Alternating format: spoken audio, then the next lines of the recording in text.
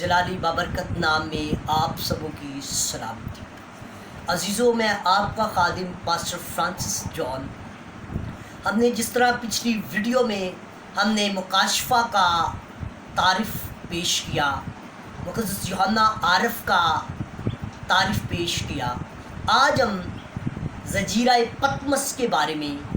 اس کو ہم پیش کریں گے اور خدا کے کلام کو اسی طرح ہم آگے لے کر جاری رکھیں گے۔ آئیں میرے ساتھ خدا کے کلام پاک میں سے پڑھیں گے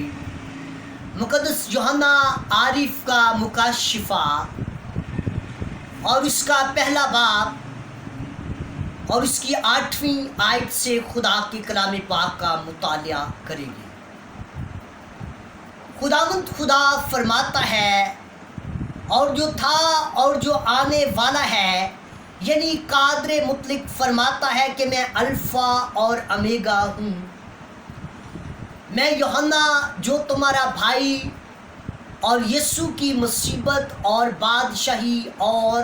صبر میں تمہارا شریک ہوں۔ خدا کے کلام اور یسوع کی نسبت گواہی دینے کے باعث اس ٹاپو میں تھا جو پتمس کہلاتا ہے، کہ خدا کے دن روح میں آ گیا اور اپنے پیچھے نرسنگے کی سی ایک بڑی آواز سنی۔ سو خدا کے کلام کے پڑھے اور سنے جانے پر اس کی بڑی برکت۔ عزیزو، آج ہم زجیرہ پتمس کے بارے میں کچھ بات چیت کریں گے۔ زجیرہ پتمس جو ہے، یہ مقدس یوحنا عارف کو سن 95 میں دمیشین بادشاہ دومتیان بادشاہ نے جو تھا جلاوطن کر دیا، اور یہ جو زجیرہ ہے یہ ٹاپو کہلاتا ہے۔ یہ تقریباً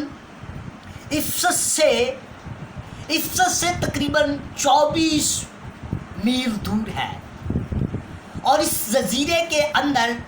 جب خدا کا بندہ مقدس یوحنا عارف جلا وطن تھے، اور وہیں پر خدا نے انہیں مکاشفات اور بھید عطا کیے،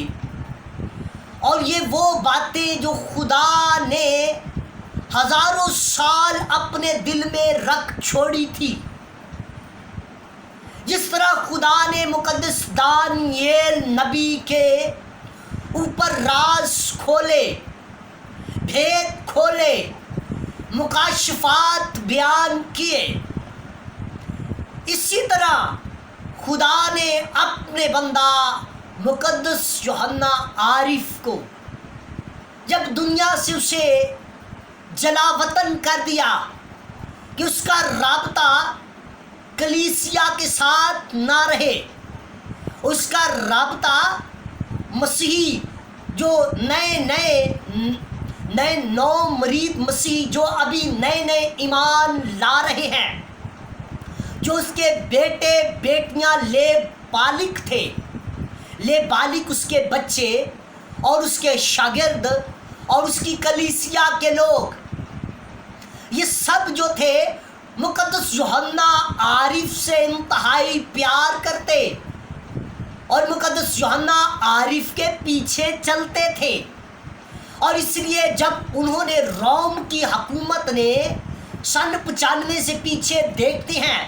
تو سن 95 سے پیچھے انہوں نے مقدس یوحنا عارف کو بڑی سزائیں دی، بڑے انہوں نے حربے استعمال کیے، لیکن خدا کا بندہ مقدس یوحنا عارف اور مضبوط ہوتے گئے،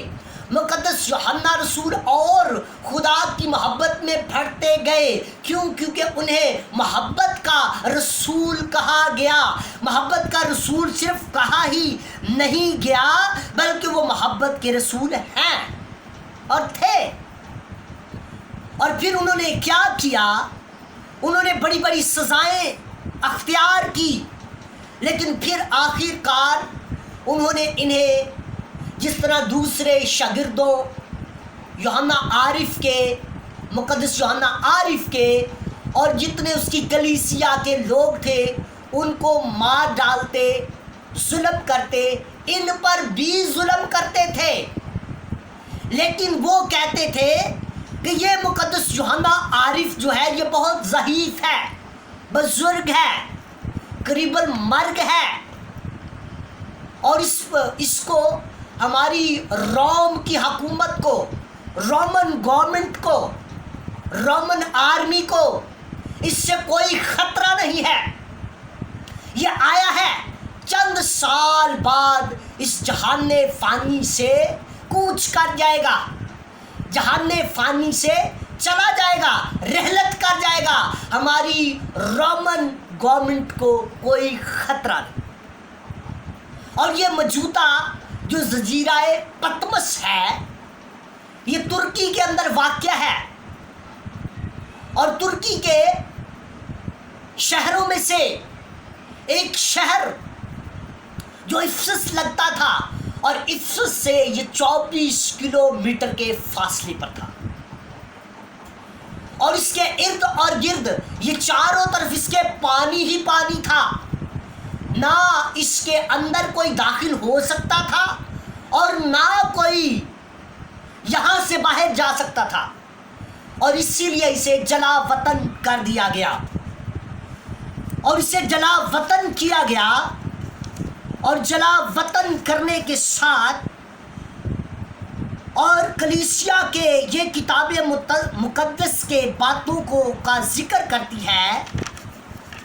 مسیح خداوند اور اس کے فرشتوں اور شیاطین کے فرشتوں آسمانی جنگ اور 7 موروں کو توڑنے اور خدا کی عدالت اور ہر مجدون کے ساتھ نرسنگوں اور قہر کے پیالے انڈیلنا، اور نئے آسمان، نئی زمین، قبر، موت، دوزخ اور مسیح کے دشمنوں اور بربادی اور ان ساری چیزوں کا ذکر کرتی ہے۔ اور یہ ساری چیزیں کہاں پر ملی؟ مقدس یوحنا عارف کو یہ سب چیزیں یہ ملی ہیں انہیں جزیرہ پطمس میں۔ اور اسی طرح شیخ التفاسیر بڑی بڑی باتیں 3 صدی میں اسکندریہ کلیسیا میں کلام کی تفسیر کو روحانی رنگ میں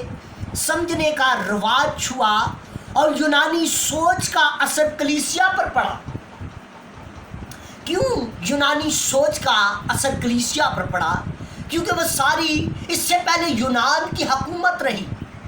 اور یونان کی تہذیبیں، یونان کا کلچر، یونان کی باتیں جو تھی وہ پوری دنیا پر مسلط ہو چکی تھی۔ یونانی سوچ پوری دنیا کے اوپر زور پکڑ چکی تھی، اور افلاطونی یہودی جو مصری تھے، جو مصر سے آئے تھے، افلاطونی تعلیم رکھنے والے، افلاطونی تعلیم کے ساتھ جو وابستہ تھے وہ لوگ، اور انہوں نے نقل کے طور پر پرانے عہد نامے کو تمثیلی یا علامتی طور پر رنگ دیا اور اسے دیا، اور اسی طرح کتاب مقدس کے مطابق اور بشپ اگسطین نے تمثیلی طریقہ کو فروغ دیا، اور جس کا مفصل ذکر 1000 سالہ بادشاہی کے مکاتب فکر میں ہوگا۔ اور عزرا نے محسوس کیا کہ بنی اسرائیل ایک لمبی اسیری میں موسوی شریعت بھول گئے تھے، تو یوں شریعت کا اندازہ تھی کہ دوسری وجہ یہ تھی کہ اسیری یہودی جو عبرانی زبان کی بجائے ارامی زبان استعمال کرتے تھے، اس لیے خدا کے کلام کو نہیں سمجھتے تھے، لہٰذا ضروری تھا کہ عزرا کاہن نے लफ्ज़ी तरीका तफसीरी इस्तेमाल किया। यीशु मसीह ने खुद ये तरीका इस्तेमाल किया और बादशा रसूलों ने भी तफसीरी तरीका इस्तेमाल किया जब वो पुराने अहदनामे का मुतालिया करते थे। और इसी तरह मुकद्दस यूहन्ना आरिफ ने इसको बड़े तफसीली तरीके के साथ, तफसीरी तरीके के साथ और बड़े अच्छे तरीके के साथ, ऐसा तरीके के साथ मुकाशफा के इन भेद को समझने के लिए, समझाने के लिए बड़े ऐसन और आला तरीके के साथ उन अपने तमाम शागिर्दों को और कलीसिया को समझाया। क्यों अजीज़ों, जैसा कि आज हमने जजीरा पतमस टापू की बाबत सीखा, और अजीज़ों जितने भी इस वक्त व्यूवर देख रहे हैं, मैं उन सबसे कहूँगा कि इसे सब्सक्राइब करें, लाइक करें, ताकि हम जो आने वाली आइंदा दिनों में हम वीडियोस